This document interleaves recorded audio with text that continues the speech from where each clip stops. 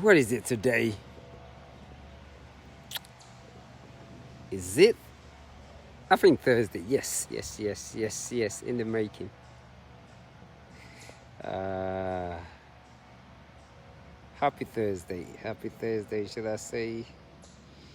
And consciousness elevation in the making. What can I say? I can't complain this morning. As I just walk my own walk, shall I say. Never be afraid to walk alone. I think the problem with a lot of people, we too afraid to walk alone. We too afraid to listen to our head. We too afraid to follow that passion, that thing that we love to do. And the fearness actually comes from listening to people who are afraid. People who are very afraid of life, to leave it, are very good at giving advices. It's very easy to just tell people, oh, just do this, don't worry about it, leave your dream hanging, go and get a job. And don't get me wrong, I know bills has to be paid. But sometimes sacrifice is needed when you want something real bad. Sometimes hunger is needed. Sometimes going through homelessness, no roof over your head, might be needed sometimes to get to your destination. And a lot of time we're so afraid. We live in fear every single day. Because that fear is good. Because when you're afraid, it is very easy to live behind the shadows. That way, when you're afraid, you make fear be... How do I say this? That fear becomes what you preach to others. But the thing is, sometimes you cannot be afraid if you want something real bad. Whether you're an athlete, especially, let me just even say it, especially athletes, because sometimes you have to go beyond. You have to get up early in the morning. Yes, early in the morning. Exercise all day. And a lot of people don't even know what that thing takes. And sometimes we say, yeah. And sometimes you might just have to take that risk. Just train all day. Exercise all day. And as far as how you're gonna eat, what comes, it'll come to you. But due to that fear, many of us, we never get to do what we're passionate about, or something that we love, something that when you do it and you're like, I get to do what I love to do. If I don't do this, if I don't make the money that I want to make, but I truly get to do what I love to do. Because we all need something. We know that. But this thing called fear that a lot of people just hang on to. So when somebody, look at that dog park. So when somebody doesn't live in fear, we criticize. We judge. We call him lazy. We call him a bum. But the thing is, discipline. It's like building your own inner being, your consciousness. And that path of discipline I've lived for many years. And that's why I'm always grateful every day. I don't really look at any watches or trying to do what other people do. Because I know there's a certain part of their brain they have yet to wake up yet. So when you wake up certain parts of your brain, you let go of ego and you're not ashamed. You don't have to hide behind anything to create happiness. All someone has to do is just look into your eyes and see the smile. Just look into your eyes.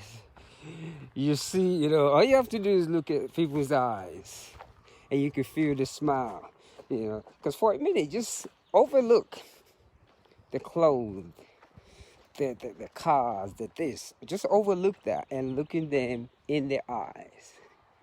Because when you look in their eyes, you could see either their pain or their peace.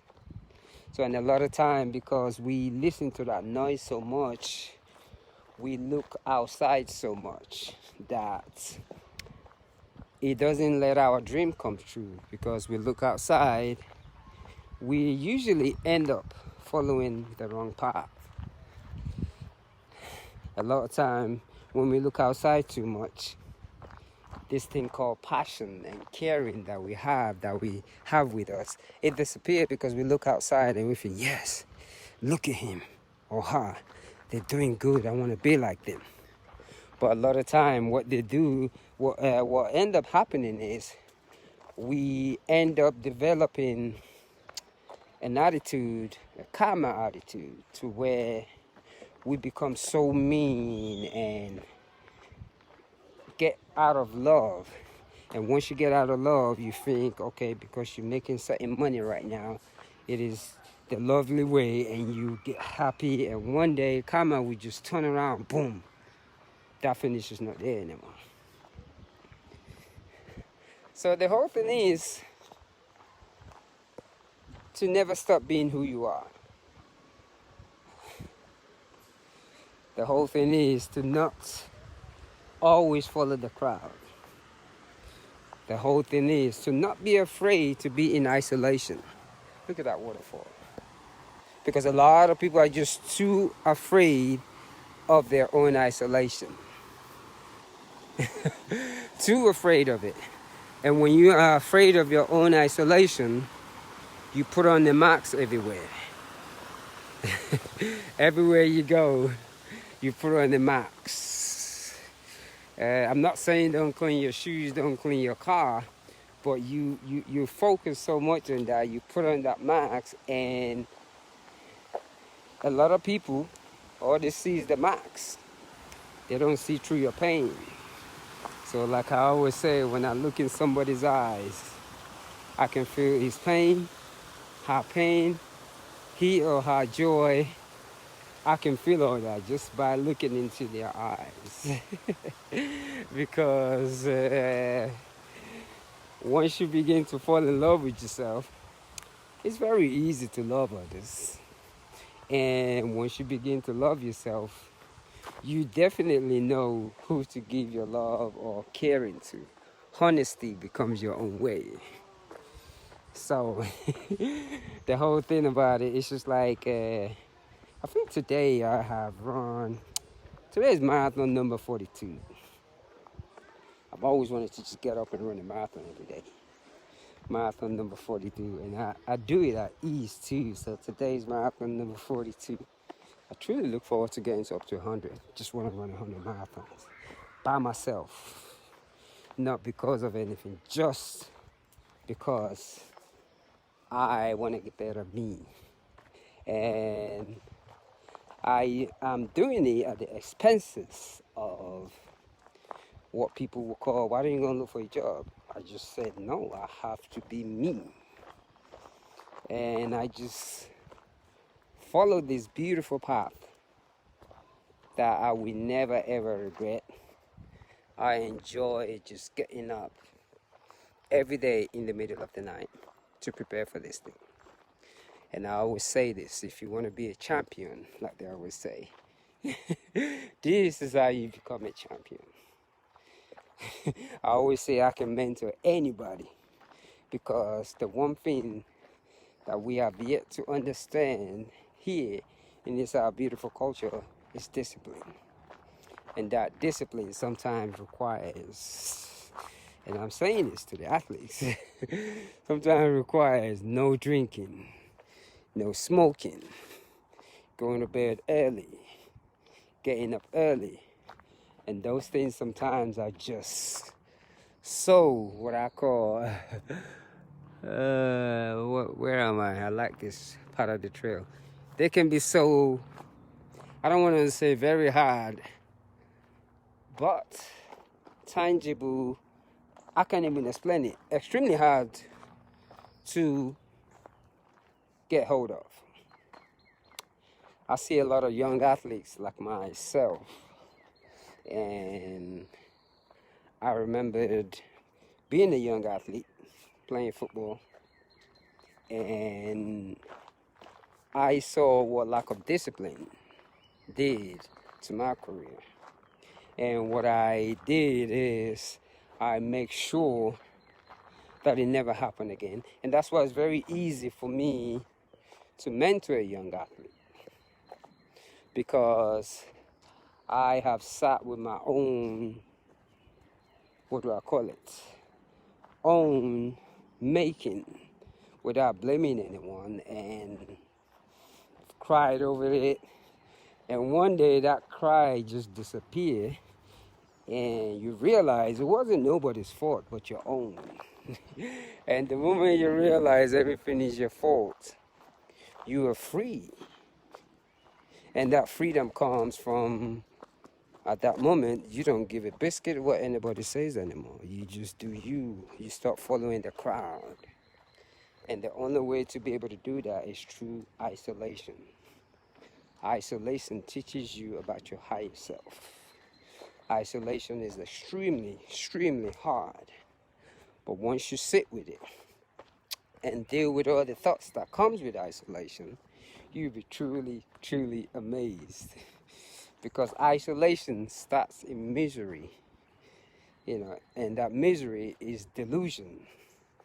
And once you keep that isolation, just get up, push your body, get up, sleep, eat, read, push your body, get up, sleep, repetitionally. Isolation. That isolation one day will just come to laughter.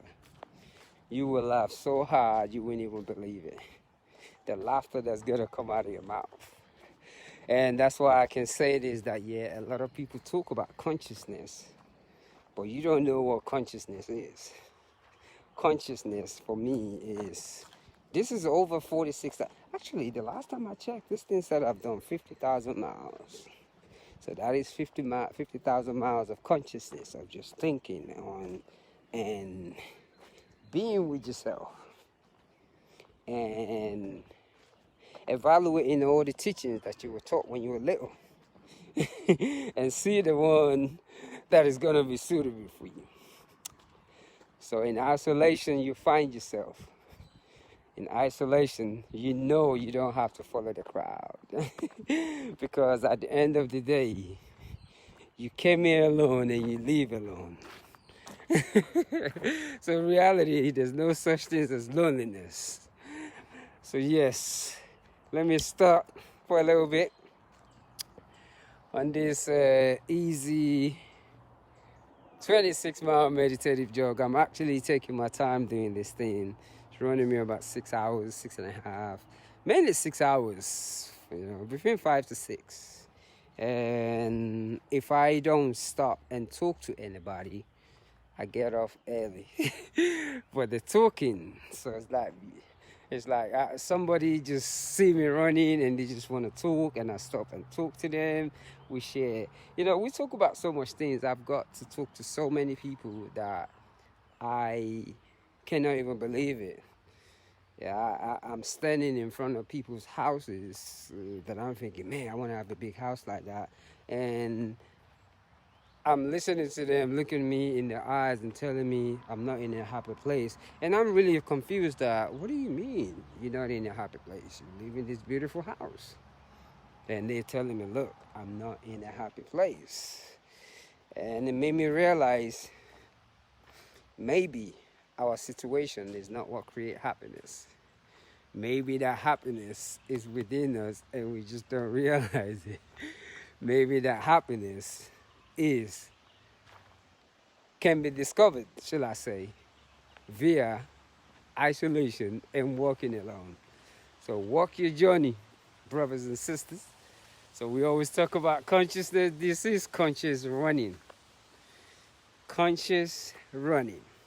So it requires yoga, meditation, push-ups, and you name it. So conscious.